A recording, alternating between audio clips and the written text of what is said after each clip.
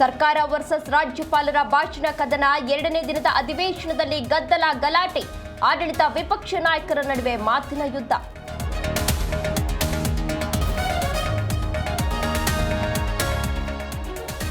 ಹರಿಪ್ರಸಾದ್ ವಿರುದ್ಧ ಕಮಲ ಕಲಿಗಳು ಕೆಂಡಾಮಂಡಲ, ಕೂಡಲೇ ಅಮಾನತು ಮಾಡುವಂತೆ ಆಗ್ರಹ, ಗವರ್ನರ್ ವಿರುದ್ಧ ಘೋಷಣೆ, ಕಾಂಗ್ರೆಸ್ ತಿರುಗೇಟು.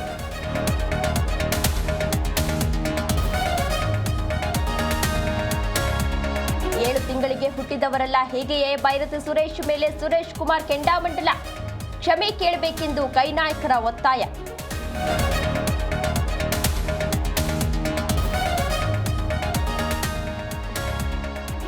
ಮಹಿಳಾ ನೌಕರರ ಋತುಚಕ್ರ ರಜೆಗೆ ವಿರೋಧ, ಆರ್ಥಿಕ ಇಲಾಖೆ ಪ್ರಧಾನ ಕಾರ್ಯದರ್ಶಿಗೆ ಪತ್ರ, ಮರುಪರಿಶೀಲನೆಗಾಗಿ ಪುರುಷ ನೌಕರರು ಒತ್ತಾಯ.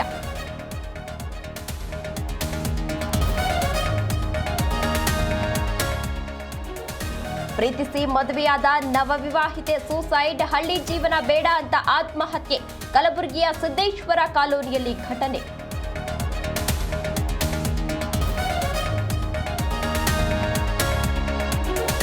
ಬೈಕ್ ಟ್ಯಾಕ್ಸಿ ಚಾಲಕರಿಗೆ ಬಿಗ್ ರಿಲೀಫ್, ಸೇವೆ ನಿಷೇಧವನ್ನು ತೆರವುಗೊಳಿಸಿದ ಹೈಕೋರ್ಟ್, ಸರ್ಕಾರ ಪರವಾನಗಿ ನೀಡಬೇಕು ಎಂದು ಆದೇಶ.